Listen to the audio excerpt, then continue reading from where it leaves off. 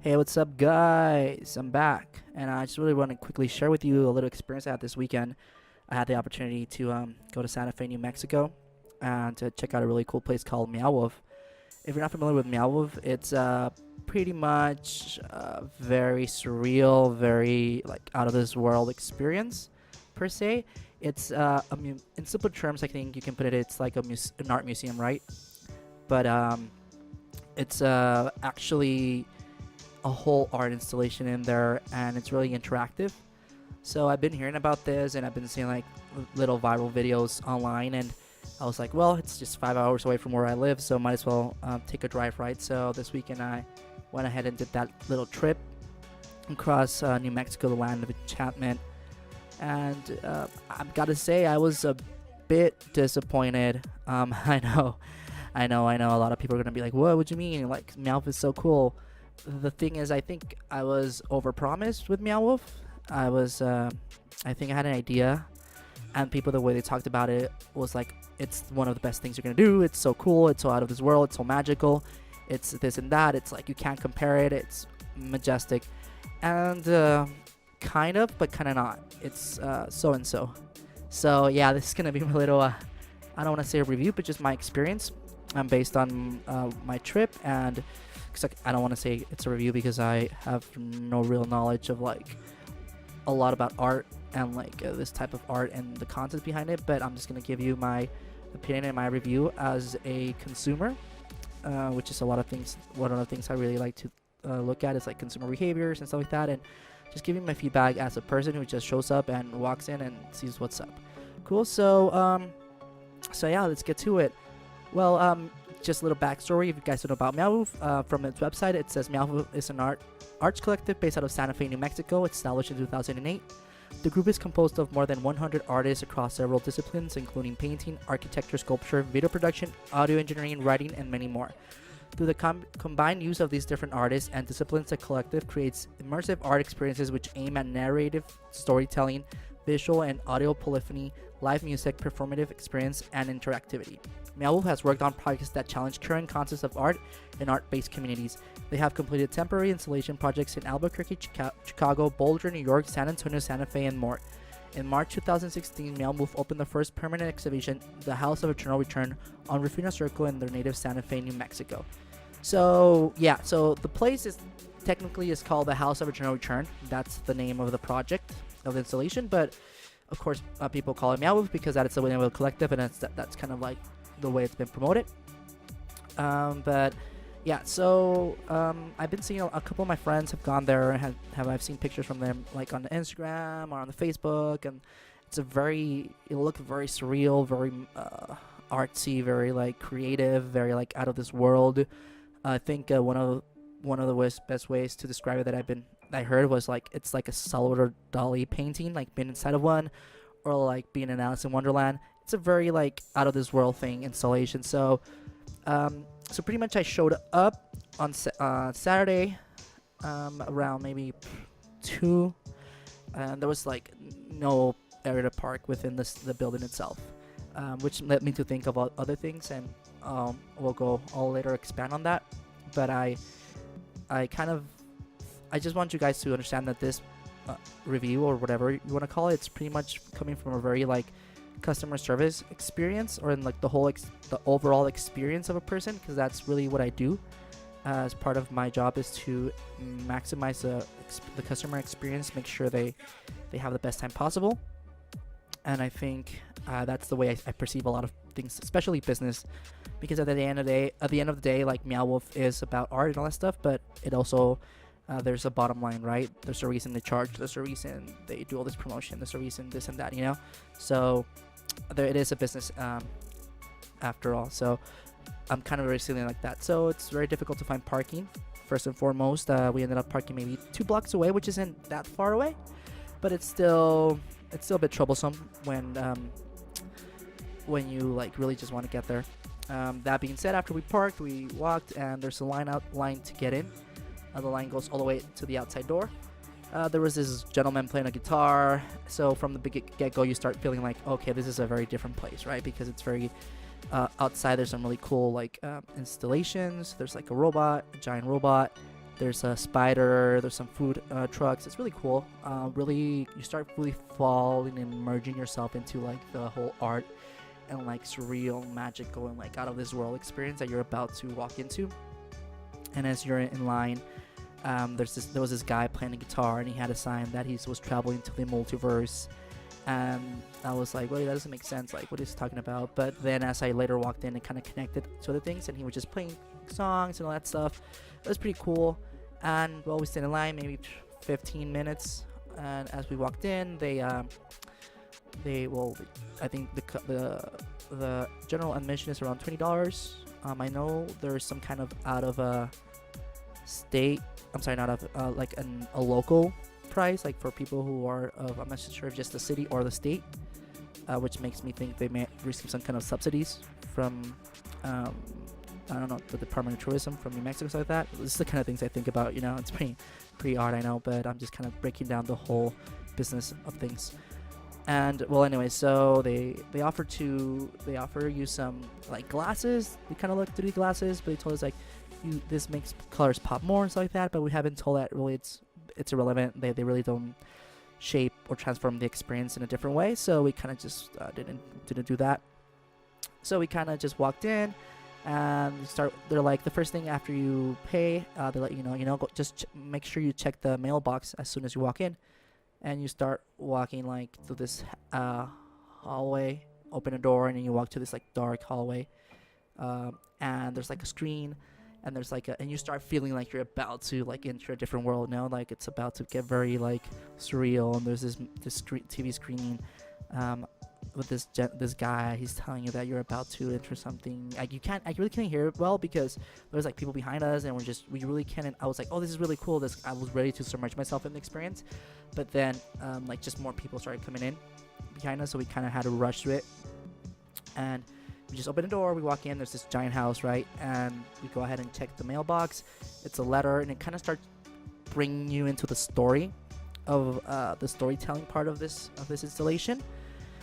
But this is where I kind of like a lot of the things started happening, like that I kind of started like, oh, this is annoying. So as you really start, I mean, you try to get yourself immersed in the story, you really can't, because you start I got the letter, we start reading it, there's like people behind you, they want to read the letter too, and there's a line starts forming. So you feel this pressure of like, man, I gotta hurry up because it's just people behind me. So you read it off, and it tells you something about like there was a family in this house, they disappeared, and some stuff like that. I kind of like really just glanced through it really quick, read through it really quickly. I didn't really like pay attention because I just kind of had the people behind me, and there was like more people coming in. So as soon as we turn around, we start seeing like just a lot of people, like kids running around and all that stuff. And we go towards the kitchen, right? As we walk into the house, we want to go to the kitchen to kind of see what's up with the story, but the kitchen is so small. There's like 5 people in there, and that's kind of just as far as we got along with the whole story thing. And that's kind of one of the main problems I had with Meow Wolf, was that it was just too many people. It's just the spaces are so small that it's difficult to kind of just experience really the story. And I'm not sure if I'm thinking that they never imagined maybe it was gonna get so popular, or maybe just because it's gotten really hyped up right now, and that's pretty much what, in my opinion, it has been. It's been really hyped up, and not to take away from the creator. I'm not talking anything about like the whole aspect of the thing. I'm just talking about the business itself. It was really hyped up. There's a lot of people that show up, and that's the biggest problem that I had, at least with the experience, is that you really can't experience it.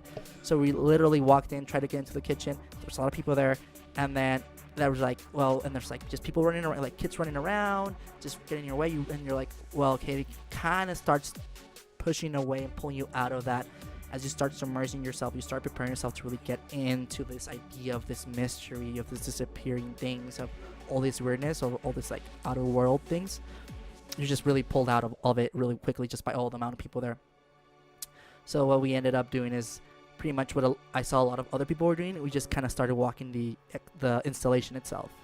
So we completely lost track of what the whole story was and the experience. And I think this ultimately really hurt our our whole experience there, because we really weren't able to maximize our, like the art and maximize the concepts there, because I would, as we were walking around to different areas, we would see different we would see like the same imagery, like perhaps in the kitchen, and then later on in some other room, stuff like that. And that's when I started seeing, okay, there's a theme here. I kind of understand there was a theme here because of the story, but I was thinking to myself, well, if we would have followed the story, it would make sense, because from what I understood and I saw, that of the people that were, some of the people that were actually trying to kind of understand the story and kind of live the story that was happening, was that it was kind of like a family. It seemed like the dad or someone like that from the family like did experiments with animals and like maybe like other dimension things and some kind of stuff like that. That's what I kind of understood. And from what I saw, people that were going from a certain point to another point, so there was like a story that would guide you to look for clues. And I thought it was really cool. It would have been really awesome to really experience that story through like the whole art exhibition and the whole installation, because honestly it's amazing. Like the art is amazing, just the installation is amazing. It really blows your mind. You're like, whoa, what is this? Like, it really it's really amazing, but it's really played down and it's really hard because you really can't experience the story because there's just so many people there, and there's people running around and there's people like getting away. You really have to kind of, you have to stay in line. You have to be in line to experience certain rooms. So like it's a house, and then the house breaks into it has like a second floor where there's like other rooms where you follow like the storyline. I will kid you not, there was this room, this actual room. I think it was part of the story, because I saw like two people there that were trying to kind of reading some of the information that was there. Kind of like the information is presented in different things. It's like on journals or newspapers or on computer screens. It's like that. Like you interact with it. But in this room, I kid you not, there were probably like 5 or 6 teenagers that were just hanging out there. Like they had just light up a blunt and they were just kicking it, listening to some lo-fi hip hop and talking about stuff. And they were like just taking snaps and selfies. And so it's like really defeated the purpose of like the whole experience, because they took up it's like a room, literally a room, a small room of like an apartment. That's the room, like a house, like of a house. It's just a small room. And there's people, like 6-7 people in there. There's like other people trying to like live the experience, and then you walk into that room and you see all these people there. You don't want to walk in because it's just so packed. You really can't enjoy. And I really that's kind of what like really threw me off. So there's like a house, and this house like breaks off into like different, if you were to follow, from what I understood, if you were to follow the story, it would break up to like different pathways to take you to different like I'm not sure if they're like dimensions or planets or what was the story, but there was like a terminal thing. You would open a fridge, you would walk to it.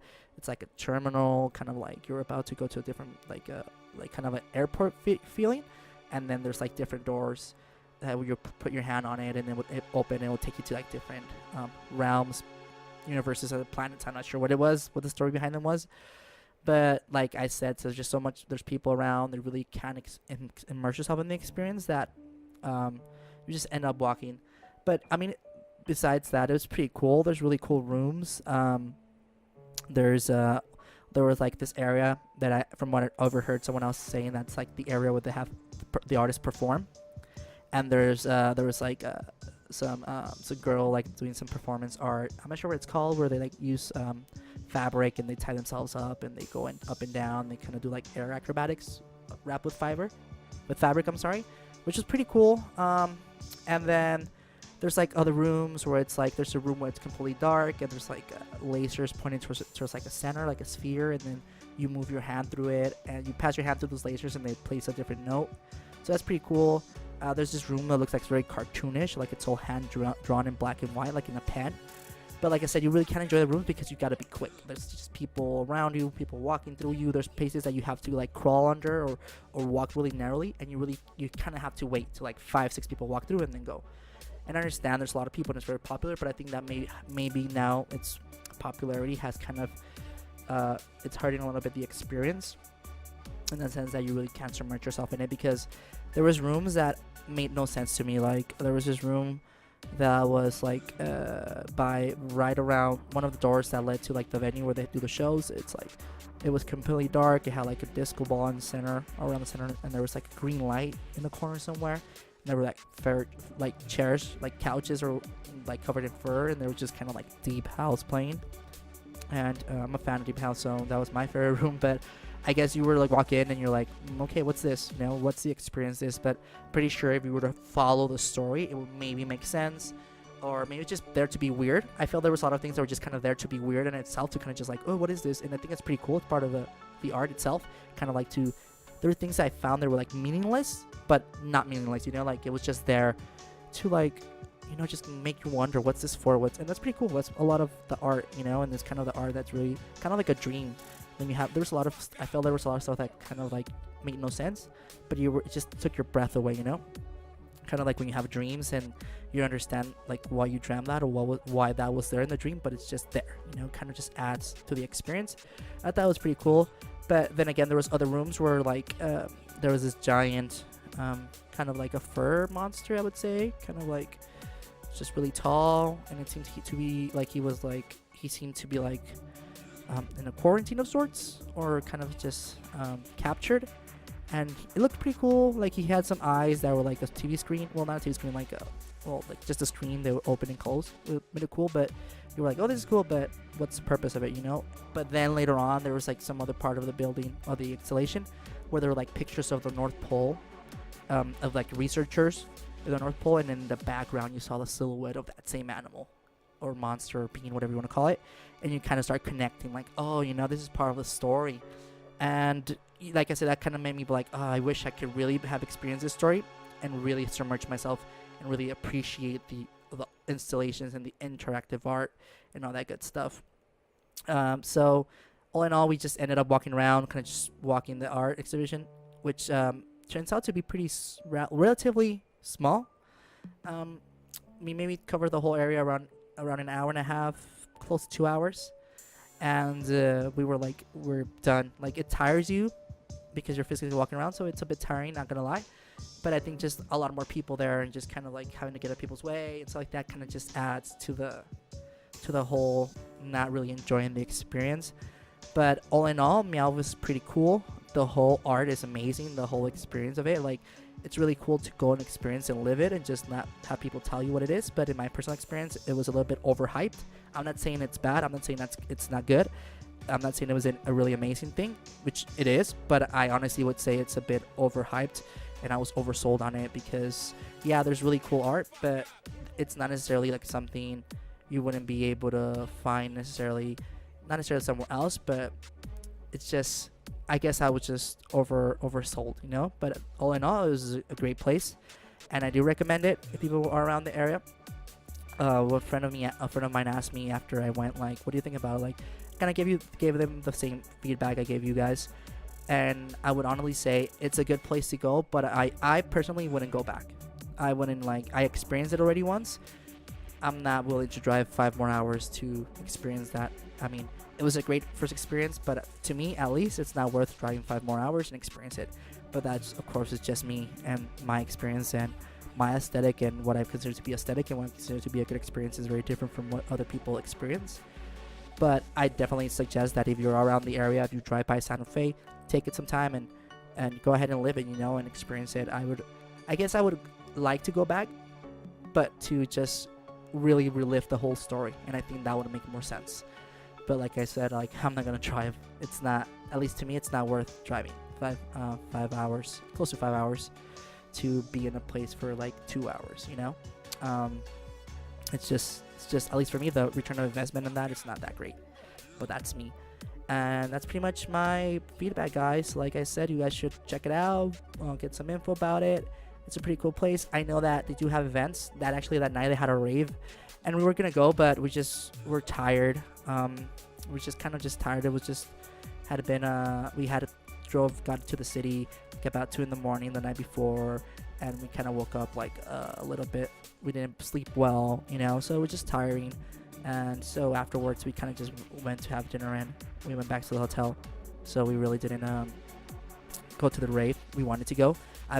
I was just imagining being inside that venue with some sick ass techno music or house music, and it just blew my mind. But I guess I mean, sometimes the body just can't hack it anymore, right? But And besides, the next day we were gonna have to drive off early, so we didn't want to do it all hungovers and all that good stuff because it was a 5-hour drive. But that being said, my review of my experience at Meow Wolf, favorable. It was good, but I wouldn't necessarily be hyped to go back, but I wouldn't say I wouldn't go back. I just honestly think it's overhyped, but that's just my experience.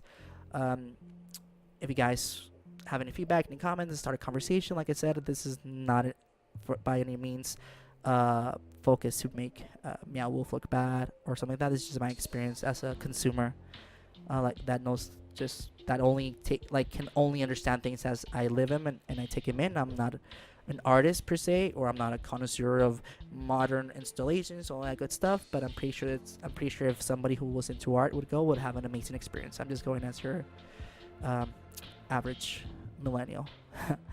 But that said, thank you guys for listening.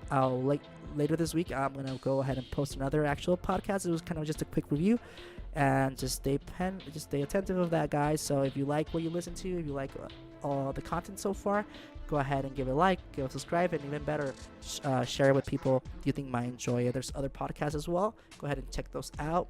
See what you think. Hopefully soon I'll be able to put in some video into these audios. It's just that my computer is a bit old and it takes really long for it to render videos and do all that stuff, so it'll take forever to me to do a video with actual audio and image, and even longer to upload it. So at the moment I must only have to settle for just audio, but such is life, right? You sometimes have to work with what you have. That being said, guys, go ahead and follow me on other social media so we can stay connected, so we can keep on this conversation going on Instagram, Twitter, and Facebook. That being said, catch you later, guys, and stay cool.